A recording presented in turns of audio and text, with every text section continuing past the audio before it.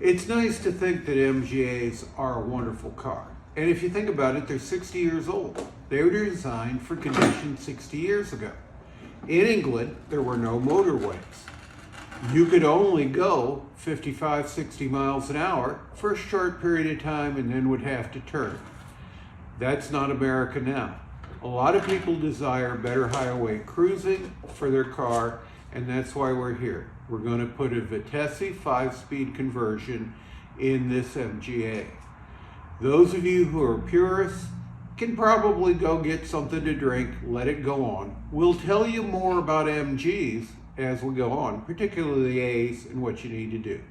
So thank you for joining us today, and we hope that you find this educational and enjoyable. In the instructions, it indicates that you can pull the floorboards and have access easily to the back of the engine to do the conversion. This saves you pulling the engine, hopefully.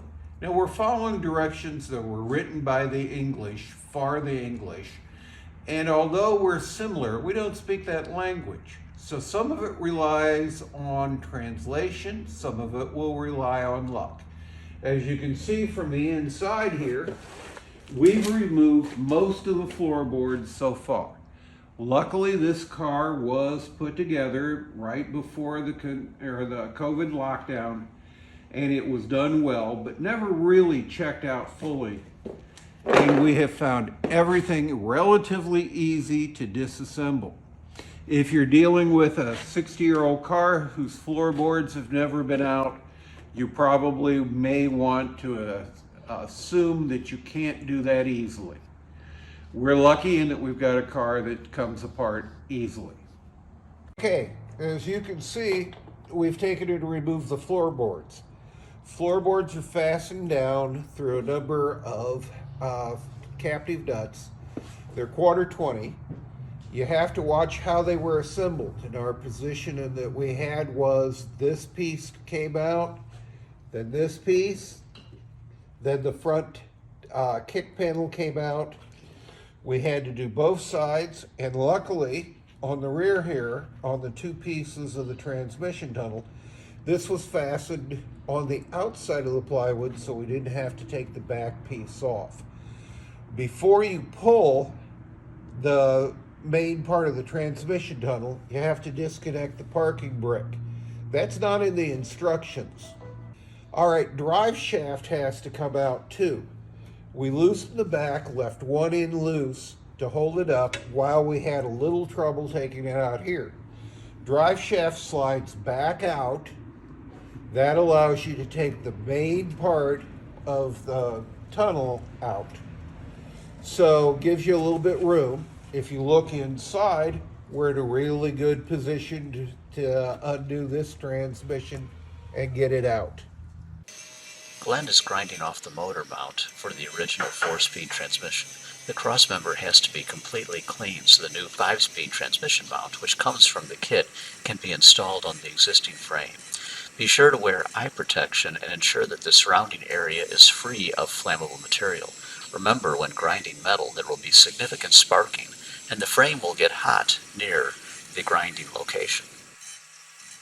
All right, I moved to the other side of the car, and what you can see is our solution to that splash panel was to take a Dremel tool, cut it up so that we could get it up and out of the way. We're now going to have to bend that back down. Please note that the gearbox is in place. We wound up taking and lifting the engine by putting a scissors jack underneath the oil pan to pick it up so that we basically had a straight shot in with the gearbox. The gearbox, the Miata 5-speed, weighs more than what the gearbox does on an MGA.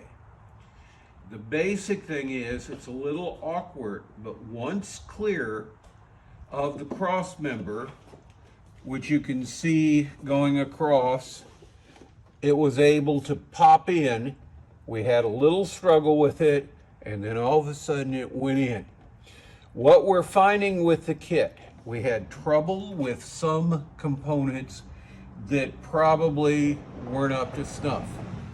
Lock washers recommended for the pressure plate and the clutch disc were not good. They were all replaced. The directions are written in English, and unfortunately it may be simply we speak American. But we have all of that together. We have put the gear shift in. We have tried turning the engine over with a hand crank, and it does turn the output shaft. So we do have a drive through there. We have removed the clutch master or slave cylinder and removed the piping, and you can see the two tubes coming out, which form, of course, the replacement that you get from Moss. This has not proved to be an easy thing. If you are considering doing this on your MGA, it's probably best to do it during the restoration process rather than a retrofit. The benefits of this are going to be outstanding. I would not discourage you from doing it, but I would not lightly say this is an easy job either. Okay, we're adding the transmission oil, gearbox oil. We've got Andy on top, Lee on the bottom, and when it drips out, when Lee gets wet, we'll know if it's full. And Glenn came all the way from South County to work on our hydraulics for the master cylinder. And wouldn't you know it, he brought his beautiful MGA here, who also has a 5-speed Vitesse transmission. Okay, you have to take the master cylinder out to get to these parts, but this is what's in there, and you remove this that has the banjo bolt on it. Then you put the new piece in there, and if you notice that this is all put together, which makes it handy. I took mine apart and tried to put it back together upside down. It fits, but it doesn't work. So then you just screw this in, and then you put the new banjo bolt on, but wait until you get it all put back together before you put this in there. But that's all there is to it. But you have to have it out to do it. We have a gearbox that's installed. We have basically the rough assembly. We had 5 people working here yesterday, all who enjoyed, I think, the adventure. And we are at the point where we can update you with what we had trouble with, so that may save you a little time. You wouldn't want to watch this just to see that, oh gee, they did it. We're going to try and cut down your time to do it. Vitesse and Moss sent out are unclear when you start using it. The mount bolts up around the cross member, comes backwards, and you can basically see it a little bit better. The problem with the mount comes out to be is it's difficult to get the speedometer out. Now, we had handled the problem differently than some of the other cars we've seen. If you look at this, it makes a very, very strong mount for the transmission or the gearbox, which sits on a mount here. That needs to be put in place before you move the transmission in from the interior. We're going to check the speedometer, and we'll start a video where you can see it a little bit better in just a sec. Speedometer drive comes out. An angled device is provided in the kit, which we cannot figure out where it went or why it was there. The difficulty with the Vitesse kit is it's obviously designed for a right-hand drive vehicle, where the speedometer cable has less distance to travel because the speedometer is on this side versus the left side. We fed it directly out and then made the gentle loop over, brought it up on the outside of the the inside of the transmission tunnel and out the front floorboard. We think we have it made. Cutting the hole was a problem. We chain drilled around the hole and then cleaned up the edge with a Dremel tool.